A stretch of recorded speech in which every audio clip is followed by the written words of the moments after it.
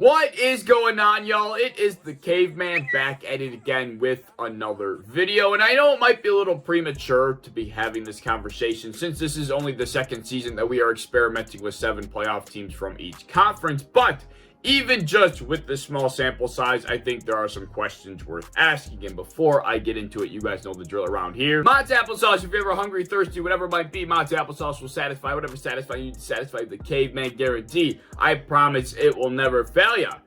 Is it actually worth having 7 teams make the postseason? So let's not waste any more time and let's get right into it. Last season, the NFL decided to implement a new playoff tournament. They wanted to add an extra team from both conferences, and that's exactly what they did. So now over the last 2 years, we have had 4 7th seeds playing in the wild card round. So as far as last season goes, we got to see in the NFC, the 7th-seeded Chicago Bears be hosted by the 2nd-seeded New Orleans Saints, and then in the AFC, we got to see the 7th-seeded Indianapolis Colts be hosted by the 2nd-seeded Buffalo Bills. Then we have this year, where in fact, just yesterday, we had the delightful treat of feasting our eyes on whatever the you want to call the Eagles versus Buccaneers and the Chiefs versus Steelers games. I mean, they weren't even games. Man, it was just complete murder that everybody saw coming. They were premeditated crimes. I mean, my God. Now, don't get me wrong. I love football. Shit. I mean, I almost wish it was all year round. So in theory, you would think that more football for someone like me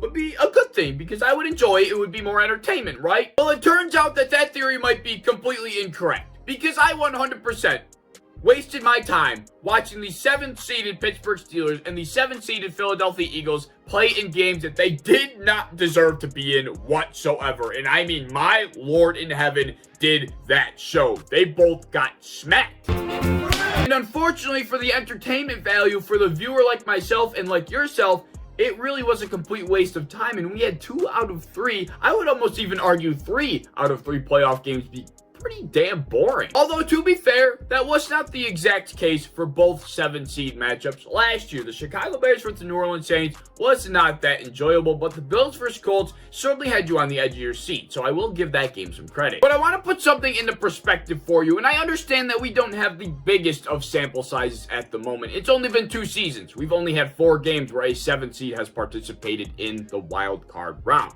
But if the trend that has already started continues over the next few years, I think it really could be problematic and hurt the entertainment value for the wild card round, super wild card round. So I did some number crunching and analyzed the 4 games in which a 7th seed participated in, and this is what I came up with. The 7th seed in these 4 games is 0-4.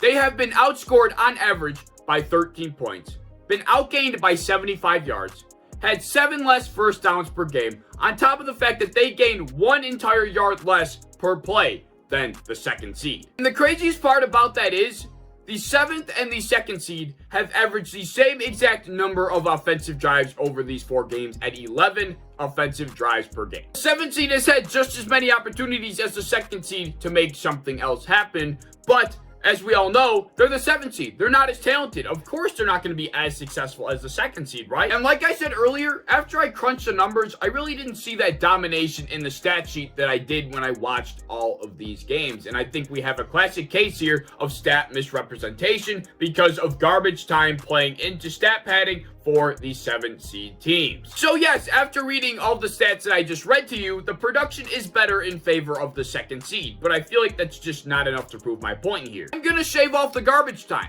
I removed every single 4th quarter from these 4 games, and it really revealed the domination that I was looking for. When excluding the 4th quarter in all 4 of these games, the 7th seed has only averaged in the first 3 quarters 6.75 points per game.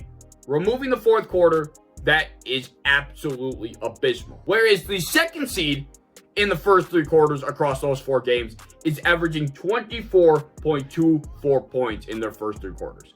The 7th seed is getting outscored 3.5 times more by the 2nd seed. That is the domination right there that I have been searching for. That is ridiculous. These right here are the numbers that do the best storytelling. I think garbage time really could skew some statistics and really make people think the game went a little bit differently than it truly did.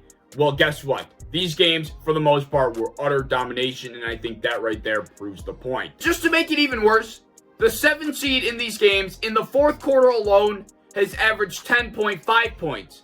More than they averaged in their first 3 quarters across those 4 games. I mean, my God, garbage time is a powerful thing. So anyways, my point being, it really has been pretty for 7 seeds up to this point. Like I said, I get the sample size is small, but the Colts, who had their best opportunity to somewhat shift this narrative, were not able to do so. And ever since then, nobody else has really come close to really upsetting the 2nd seed. So is there really a sense in having that 7th seed? Is there really a sense in having a team prepare all week knowing that they're going to get slaughtered? I mean, everybody saw the Eagles getting murdered. Everybody knew that was coming.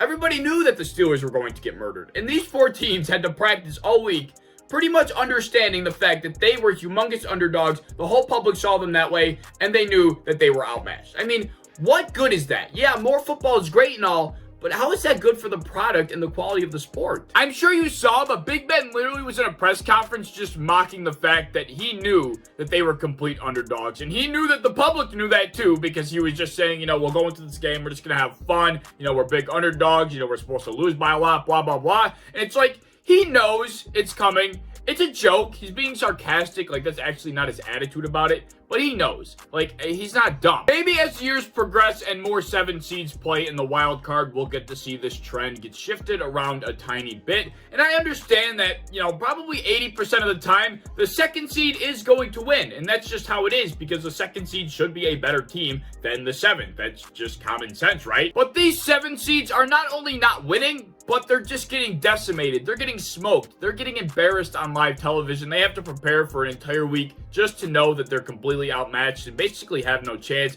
That's not football, man. It's just not good for the quality of the product, in my opinion. So yeah, those are my thoughts on it. I'm all for more football, but if this is going to be the product that's presented to us, I think I could go without it. Let me know your thoughts down in the comment section below. As always, if you enjoyed, please like, subscribe, do all the fun stuff. If you want to hit the bell to be notified when I upload, I'd appreciate that. If you want to go over to Twitter, follow me over there, I'd appreciate that as well. I have a TikTok that you should check out down in the description as well, and I hope to see you in the next one. Peace.